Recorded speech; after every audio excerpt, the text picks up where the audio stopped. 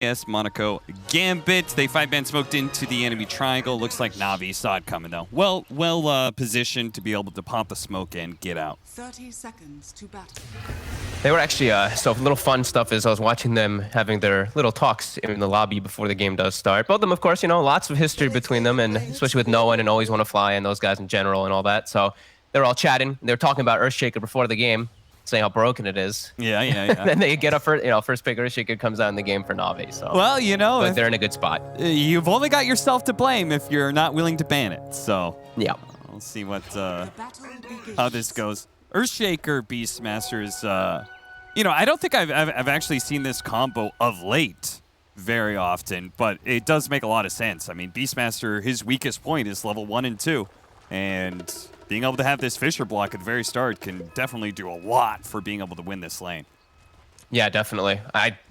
Ursa's going to be able to get some stuff out of this, but General's going to get a really nice lane for himself. Even though he's versus a Jakiro, which is one of the better heroes, like your Witch Doctors, your TMs, your Enchantresses, this is one of the better ones to actually be versus Beastmaster, but Earthshaker breaks that, so it's going to be a good lane for that Beastmaster. Does have to be careful. They can get killed quite a bit from these two. Dream as well as Seneko, they can punish pretty heavily as long as they're persistent in killing the boars.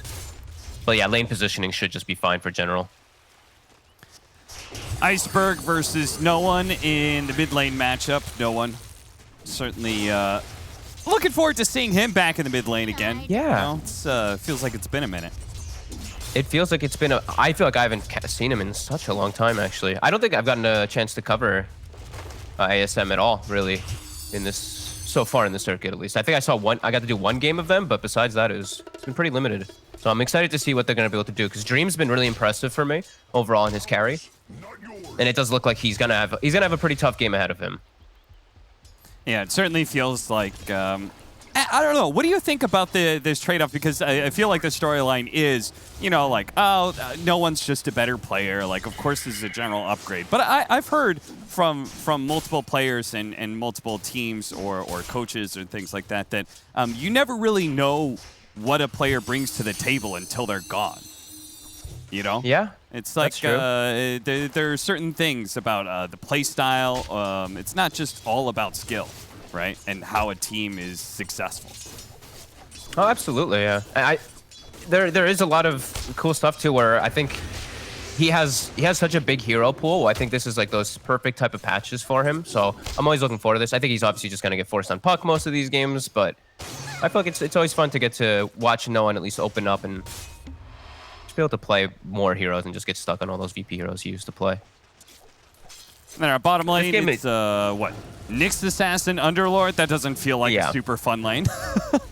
No, definitely not. Morphling, I feel like they picked this Morphling last pick for V2 because it just looks like a overall pretty free Morphling game. The only thing he has to really worry about this game is No One. And if No One's game gets shut down at all on this puck, then he's perfectly fine. And they do have ways to deal with that puck, as we've seen. You know, Earthshaker in most situations can just be enough. That chain stun. Yeah, absolutely. Especially since you have good amount of follow-up. I mean, you've got the point-and-click stun of Primal Roar. You've got the potential. If you can get the shard, I'm sure it's pretty easy for you to be able to Fissure into an Enchant Totem Aftershock stun into a Torrent, you know? And then that'll just be like 100-0 pretty easy. Oh, absolutely.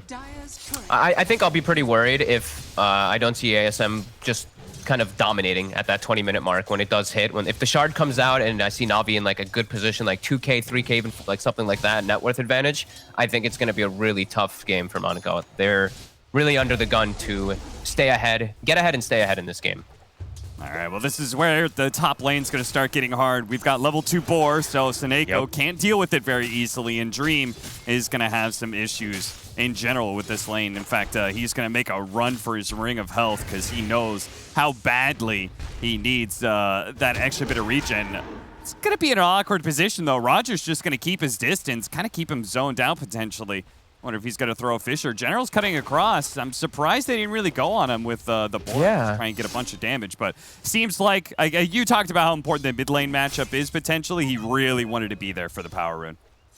Yeah, I think if you shut down No One in this game, the V-Tune's just going to have the most free Morphling game ever. So I think that's the right place, just checking that out. And General's already getting a good amount top anyway, so sure, they're not killing the Ursa, but that lane's not going well. You know, Ursa's farming, but unlike CM and Witch Doctor, where you literally address the boar, Jakiro is not the same. He's very slow. So you see 230 movement speed when he's getting hit by these boars, and Seneko is just very dead here. Yeah, and they're going to get the first blood on a Roger. At the same time, just before the first blood was claimed, they actually managed to kill Always Wanna Fly. How did Always Wanna Fly die down there? Seems like a pretty know. tough lane. Must have just eaten a little bit too much harassment. Maybe got caught before he gets a dive out. Not sure. Bit of mistakes. But he's securing the farm for Morphling, who, as we see, all the way at the top there, 26-13 to the 16-2 of the Underlord. He's fine with if his Always Wanna Fly dies and brings him his items. Of course, Always Wanna Fly probably has the longest history here in Dota. They were kind of touching that on the panel. He started off in like 2011 with the retry. Yeah. And that was, of course, long before Phoenix came to Dota 2, just in case Kyle was wondering. I thought you were going to say... I thought you were going to say this guy has a long history of dying. Well, you know. I was going to pick Jesus, Cap.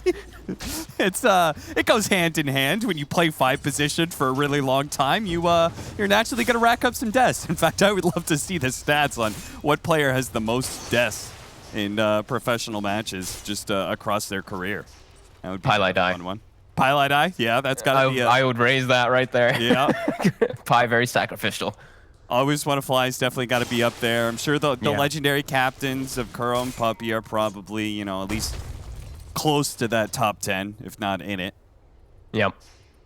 Seeing Iceberg playing a little bit cautious in the mid lane, getting his stack. I think he's expecting this rotation. They also had a ward watching Immersion, so we'll see the runes checked out. We'll spawn down toward bottom. I believe it's a DD. Very nice if no one's able to get that. With the DD, they can actually set up for some kills. It looks like it's a race, though.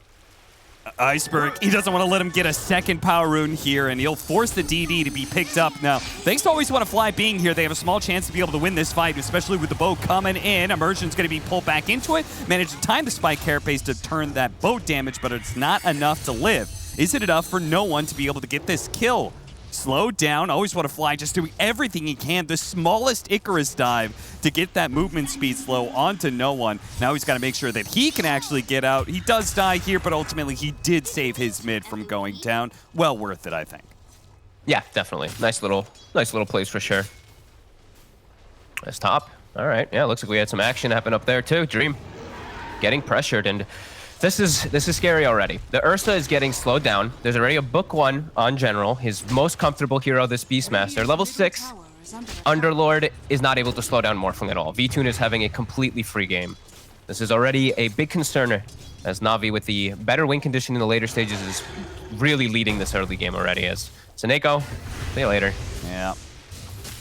Can't tell you, Fogged, how much I loathe Necrobook as an item right now. And you can kind of see why. It does so much damage. They're able to put the pressure on Dream without Primal Roar. He's got 2 levels above the Ursa now with that Necrobook. This is going to be a lane that Dream can no longer inhabit. They've just got to abandon this top lane. They don't even have a support that really can take that lane for him, just because Jakiro, pre-level 6, can't really do a whole lot about a Beastmaster. You get Macropire, you can throw that out and keep your distance, but Dual Breath will not allow you to actually stay in that lane by itself. So no, they have to send the Underlord. If they want to try to hang onto that tower, send Underlord and have a TP rotation from the puck at the ready. Otherwise, sack the tower, because you are going to feed anyone else who goes under it. This Beastmaster and Earthshaker have gotten way too much. Roger has Arcane Boots because he got First Blood, which is just a blessing. You never really get those unless you do get that First Blood for the most part. So yeah, this is going to be problematic. So now Dream's map is going to start shrinking really quickly. So it honestly might be the best move to send the Underlord up there. I don't know if they want to start losing towers at this early of a time. Yeah, no, I gotta agree. I'm not sure how happy the Ursa will be switching lanes and playing against the Morphling, but quite frankly, you're going to be losing this tower if you don't. There's no way Dream or Snake or the combined power of the two could possibly stop this push. Okay, they're gonna instead make their own push rather than setting up there. They don't see where Iceberg is, so I think that's where Afterlife Underlord is a bit scared to actually go up and defend. If there's 3 heroes there, he just dies as well, so they're gonna make their own push play, just try to get something out of that map movement. But they're not killing it fast. And no. General is able to take the top tower with ease, and they can even defend mid and set up too.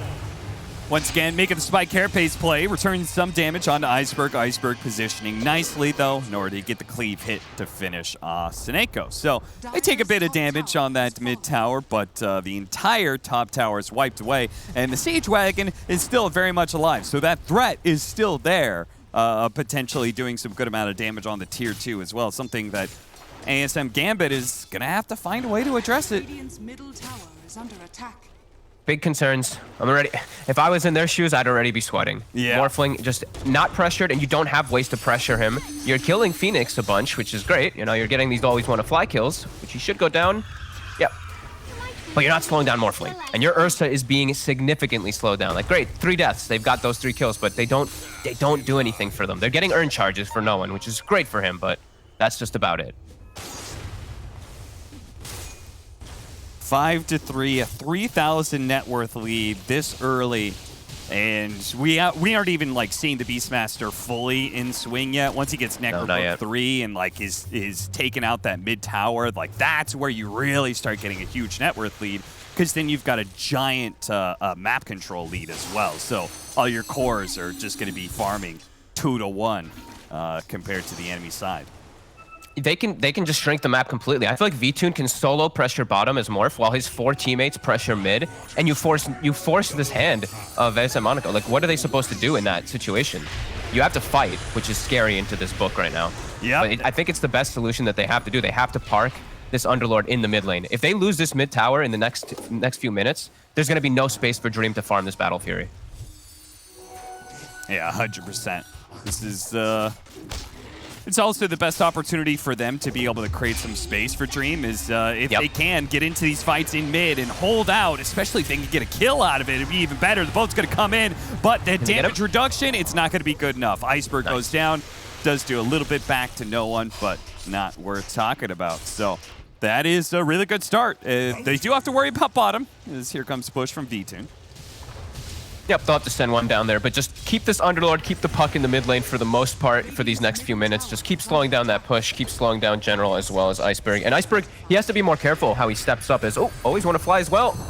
Okay, gets off the Supernova. The Fisher is going to be able to get in front of Immersion, and he will go down. Close. Yeah, they... nice rebuttal there, but that mid tower actually took a lot of damage. If anything, it might actually be ASM Gambit who take the mid tower first if they can hold off on this defense. Na'Vi continuing to try and work heroes around the map. An opening found. Dream really wasn't showing himself a whole lot. He was playing the jungle for the most part, but General still finds him.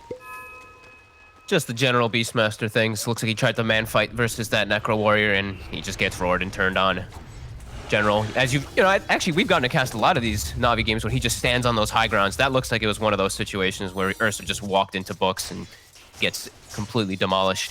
Yeah, and quite frankly, I think there's a huge difference in the power spike of the Beastmaster doing this same play where he kind of like sits on high grounds and just says like, I own this area, because it's not just the Primal Roar stun, right? But it's also the aura that he gives his Necronomicon minions, making them so much stronger compared to the Enigma that we saw him playing that same style with. Absolutely. Again, I mean, they really want to just kill Always Want to Fly. This time they'll get him again. So that's the 4th death. 4 out of 5 have been him. You fools! You're falling right into Always Want to Die's trap card.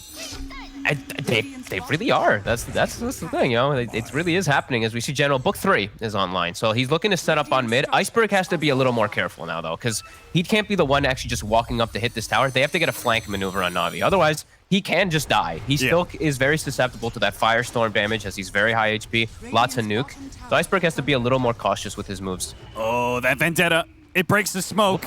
Roger knows they're around here somewhere. Actually throws out the Fisher right as he was about to get hit. He's still going to die here, but at least they turn around a good amount of damage. Afterlife, he's going to paul the emergency card here and see if they can actually get out, but no one gets popped. Afterlife, whoo, he gets pulled right back by the Iceberg.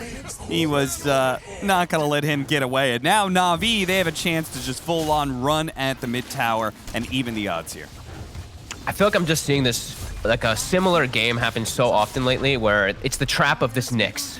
people pick Nyx, you get Beastmastered, game feels so damn hard for you to do much. This book 3, he's spotted for all of his movements, and it just counters it with the way that you want to play. You want to play as a group unit with Beastmaster. Oh my god, they find a beautiful stack. Wow. And Nyx hates playing versus those group lineups. So I'm just seeing this several times now in these last few days, and it seems like teams are really starting to figure it out. Yeah, no, I totally agree. Whenever we see this Nyx opener, I always like it when they're banning like Lycan, Beastmaster. Like maybe you might have to ban both of them, but definitely the Beast. If you're gonna try and open Nyx. He just walked into the high ground versus General again. Yeah. There's no Primal Roar, and yet he's still terrified for his life because the combination of the boars and the Purge Slow. Scan comes out. He did get a nice D-ward as well with that book 3 as soon as it was summoned, so he forces them away. He gets the scan successfully too, so reads the movement. So a nice play there by General. As we just see Vtoon almost double. He's getting close to double the net worth of Ursa. Ursa wants to be playing way ahead of Morphling. This is going to be a looming demise that's going to hit pretty quickly, I feel like, at this 20-minute mark when Shaker gets this thing too. As Vtoon, maybe they can get him once. Silence. They don't have any follow-up. They're going to throw out the coil, but by now he's going to be able to start up his strength morph. You could see him even like baiting them. He's like, go ahead. No, I'm not strength morphing yet. You still have chance. Look at that. General comes in on the right-hand side. Does manage to catch him in the river here. Slowing down Afterlife with the Supernova, trying to keep him in range of the stun. Will manage to hit that one. The big tanky boy of Afterlife does fall. And that is another smoke that goes to waste here for AS Monaco Gambit. And that is now a Manta for Vtoon. So, oh my god. Oh, look at this. Highest average deaths. 23rd. Spartan's number 2. How is PGG still at the top, dude? PGG, a legend from 10 years ago. Holy crap. You know, he left his mark, Fogged. Nobody's going to take that away from him. I mean, PGG does tend to leave his mark in places that he goes. That guy. My man. A legend in and out of the game, for sure. Yeah. 4K gold lead, but it's starting to feel much more tremendous than that. Just with all these recent fights, there's just no hope for AS Monaco to really get any kills on this Morphling. They almost did, but now no one. He gets just completely destroyed. They even throw the Echo on him. Yeah, he was just sitting underneath the Hawk Vision the entire time. They're going to make a move here, see if they can catch the Kunkka. They're really hoping like somebody is still left in this middle lane. They have to get the Ursa on him. We have to get the Ursa on him like perfectly as the stun happens. Otherwise, I don't feel like they're going to have the damage to go through the Kunkka. These are hard kills that they're trying to set up on versus these tanky cores. Maybe Roger, a bit of an easier one if they can set up on him. But no, Roger clears the 2 creeps, gets his Blink Dagger, goes and hides himself away. You know, I don't even think, like, you can read AS Monaco Gambit, they kind of understand the position that they're in, and they're trying to make moves. Like, all these aggressive smoke plays, the fact that they took the mid-tower. I feel like they've been making kind of the right read, but they have just been on the back foot pretty much just from the laning phase. Like, to be honest, just drafts and what they had to, you know, Beastmaster versus Ursa with an Earthshaker Fisher block, like, that just kind of set the whole game and its tempo of Monaco Gambit being behind.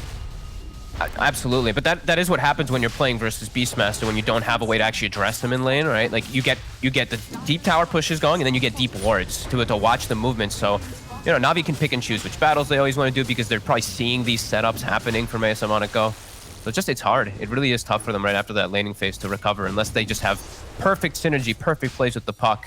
Just all his rotations go successful. But we've seen, you know, a couple of these rotations not go successful for no one. And he still is doing decent as the puck. So if he had a little more success in that early game, he'd be in a much better spot to actually slow down Morphling.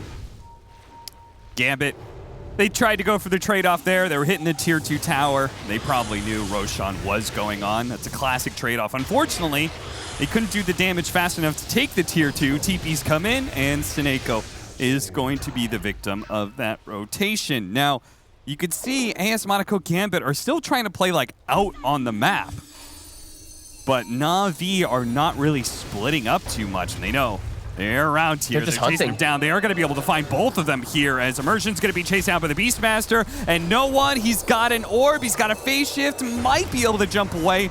He does manage to get a little bit farther with the Raining Rift, but they're going to spot him here in a second and chase him down with the Sun Ray. That is going to be it. No one burnt to a crisp. 7,000 net worth lead now for Na'Vi as they continue just to make no mistakes.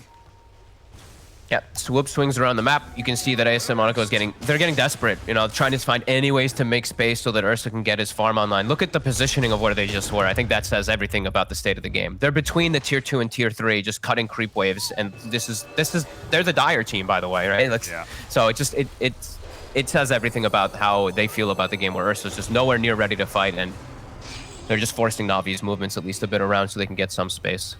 And part of that is, again, the Beastmaster factor, right? Is yeah. Like, they have to play so aggressively because if they play on their own side of map, they're just going to get hunted down like this and lose even more map control. Nurse is not going to have any space to farm. Afterlife, he's certainly going to die here. They're still chasing up on Dream. Roger throws the Fisher the wrong direction there. Guesses wrong on the 50-50, and Dream will get out. Na'Vi got too much that they're comfortable with, honestly. Like, after, like, the laning phase goes, now they're just in cruise control. They're playing a general Beastmaster game. They have V-Tune on his most comfortable Morphling. Saneko's gonna just die over here on the side. It's a lot of heroes that they're just super comfortable with getting, and they got all of them. Like, even the Phoenix on Always Wanna Fly, even though he's died, you know, these are just heroes that they're used to playing the game state. That's Iceberg. BKB is forced, but he's just fine. 20-minute bounty runes coming up as well, which at least Gambit's still hold enough to be able to get 2 of them. Fortunately, no power rune. That goes to Iceberg. Interesting build that he is going for on no one. Just a straight E-Blade on Puck. I've not seen that yet. Yeah, that is. I've seen the Witch's Blades, the Blinks, the Ags, like everything on the Sun, but not this. You think that's just specifically against a Morphling? He's trying to just amp up the burst damage, or what's the idea here? I guess so. Yeah, I don't know what else it would be. Just the thing is that it's into like the Manta and all that, so he's gonna be able to dispel it too. So. Okay, JJ was just saying that Thompson did do it yesterday too, so I guess a couple people have been maybe experimenting with it just because E-Blade is such a good item in these mid laners now. So yeah, it's going to be the same build that Thompson did do, E-Blade into Octarine. Well, V-Tune. It's going to start marching down. When you are in a lead like this, you've got the Aegis, very common just to make this move of taking both of the off-lane towers. That'll take wrestle control over the triangle pretty easily, plus it's just a bunch of gold that's still left there. Yep. And of course, you know, I didn't get to actually point that out, but he actually also found another shawl. I feel like he always does on these Morphlings. You know, versus Puck, pretty thankful. Nice little spell. Spell resist, even a boost for his shotgun too. Best item you can get. Glyphs will push the teams back from their respective attacks on the tier 2 towers. The difference is Na'Vi, they're able to cut the mid lane and keep that pushed in as well. So they're essentially farming 2 lanes. And they are going to try and make a move here.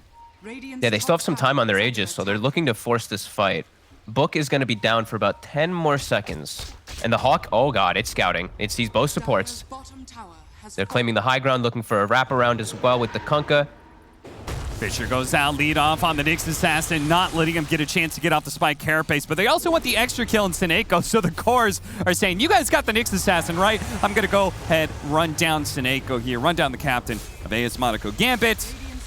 And did they get both? They did get both. Roger They will. Finally cleans them up with the Fisher. Power of Hawk when you're ahead. You know, they might be dewarding some of these wards, but the Hawk is always going to give us some extra information. Aegis gets reclaimed, but they did a good swing around the map to push ASM Monaco back to their base. And General's even going for a Shadow Blade, so even more hunting. I think he's really starting to notice. No way that ASM Monaco tries to fight us ever again. They're going to split push for the rest of the game. So he's on hunt. All right, well, we've got the E-Blade up, so time for full-on shotgun Morphling. And if somehow this game stretches on another 15 minutes, well, V-Tune's got his plan B, which is turn into the Earthshaker with the Aghanim Scepter. So there's going to be no moment of weakness for this Morphling. You're just going to continue to get stronger and stronger. Yeah, that's why they ended the draft with it. You know, that's that super win condition where he has a good game and then he just gets even stronger and even stronger as, you know, as we just saw displayed by, you know, Southeast Asia mostly. Earthshaker Morphling in the past, ridiculous. Now, even more ridiculous somehow with the shard. Yeah. They really gotta Bottom. take that shard out. Is no one is gonna die here.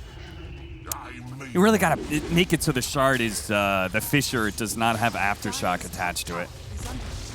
That way, Just make it so you have to stand on the fissure at least or something. Like the fact that you can just cast spells away from it. There's just so many different little things that make it a little bit too ridiculous.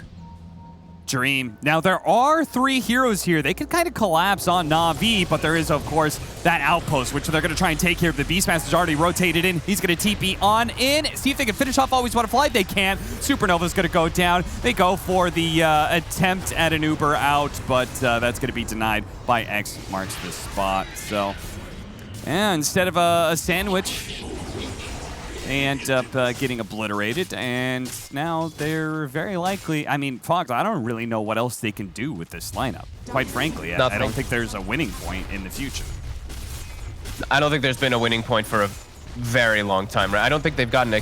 When was the last time they even got a kill? The last time they got a kill was at like the 14-minute mark. It's been 10 minutes of absolute devastation. It's just been Na'Vi across the board doing everything. They've gotten 2 towers in the last 10 minutes, and that's it on the side of ASM Monaco. It's just been Na'Vi dictating the pace, doing everything right, and yeah, ASM Monaco just has to watch themselves kind of crash and burn out of this game until the next one. It's irrecoverable with an Ursa versus a Morphling when you get this far behind.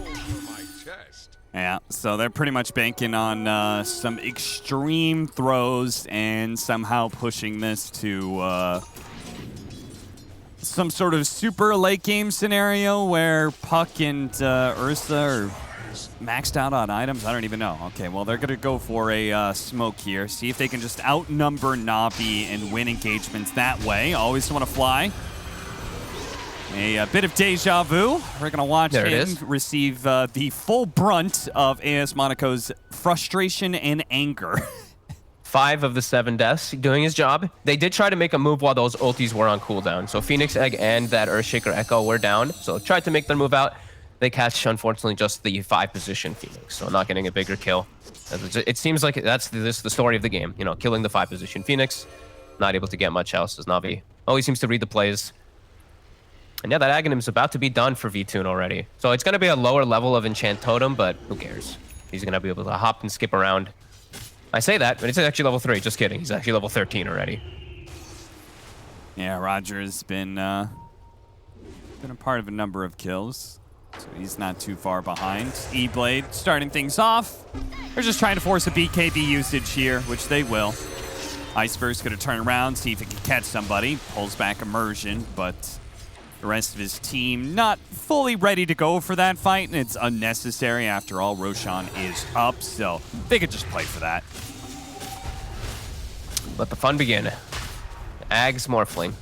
Doesn't have the shard himself, so, you know, we're not going to see the Aftershock thing just yet, but that's probably coming just next. Unless they just kill everybody on the side of ASM Monaco, and ASM Monaco GG's out right after this fight, which is also very likely. Yeah. All right, Fogged. How does AS Monaco Gambit win a fight? What does that look like, even? Okay, let's see. Let me look at this. I'm just like, what? How can they? I just don't know how they kill Morphling. I really just don't know. And killing him twice. I don't know how they kill Kunkka either. Yeah, I don't know how they kill the cores. All right, well, he's got the he's still got the Earthshaker form, so he can still kind of run them down. If anybody is spotted here, which they will, General's going to go ahead and spot them. They're going to try and blow up General as quick as they can, but a BKB from him, and okay, they're going to try and get out. They're leaving Seneko behind. They don't even try and play near the cliff to grab him. They just immediately run as far away to the left, away from Na'Vi. Immersion is going to find a small opening here on Always Want to Fly, which he may actually survive through. The E-Blade shot goes out. Fissure is going to be stopped by Yule Scepter from Immersion, but he's going to be pulled back to his doom. Now the Supernova is going to go out. Dream. Wow, that one shot just took a quarter of his health. That's the Enchant Totem hit from V-Tune. Well, that's Ursa's BKB. He doesn't have his Basher yet, so he doesn't have a hope of actually fighting versus the Morphling. And yeah, we're going to watch Seneko just get ditched again. Like, they could have played on the outpost if they wanted and tried to save him, but no. They Probably they were scared of like, these terrified. X plays all the time since like every Underlord Rift has just been X'd back. I think Yeah. After's like, please no. And well, Iceberg gets a little low, but they do take the melee barracks. They still got another 3 minutes to go with the Aegis. No one's just desperately trying to cut creep waves and stop this push. They're hunting for him though. Scans out General. He's got that Shadow Blade. That's why he bought it. Goes up on the high ground, waits Easy. for a TP, starts off with a Primal Roar. Now we've got And he gets every X back. single time, Fox, I get that song, Jump Around. It goes in my head whenever I see this Morphling or Shaker. And hey, guess what? He's getting X, so he can go ahead and be right back here into this mid lane. Bada bing, bada boom. That's a godlike spree for V2. Couldn't set up a better game for him. Just like I said, it really is just cruise control. It's some of the most comfortable heroes Na'Vi has, and it's an excellent Morphling game. And they've executed. They've given like no hope to ASM Monaco to come back, as they even kill off the Basher, which maybe was a little hope for Dream to at least chain bash the Morphling in a situation, but not even gonna be able to do that. Hey, you know Brutal. what? Good on AS Monaco Gambit for playing it out. Yeah. They I like, again, I literally can't see a way for them to like win this game that borderlines in like the realms of reality, you know? Like I feel like for them to come back in this game, it would have to be some like really silly shenanigans, but God bless them, they're here and they're playing Dota and they're hoping Na'Vi will throw. But Na'Vi been slow, methodical, and very controlled in their play. Which Na'Vi has done a lot of the games that I've gotten to see with them. We've had like, I think 2 games where Na'Vi wasn't as disciplined as normal, and as we say, see you later to Immersion quickly, a one shot coming up from the Morphling. Look how much gold V-Tune gets for that, too. 417 when they're 24k ahead on a solo kills. Just, I don't know. There's some weird stuff with solo kills with the way gold goes, but again, The hunt they continues. This time it's going to be the bear that gets poached. And yeah, you're right. Big testament to ASM Monaco Gambit for staying in the game, because this is starting to get pretty brutal. As look at this. Oh, that is beautiful. That actually looks so cool. He's doing a ballerina, little pirouettes through the air as he starts dunking on fools. Iceberg goes ahead and shows off that he can get solo kills as well. Hello, V-Tune. Goodbye, everybody, pretty much on the side of AS Monaco Gambit as they go ahead and call the GG. Yeah. Brutal. Brutal. Absolutely brutal. And Na'Vi showing that there is potentially a big difference between top 2 and the rest of the field.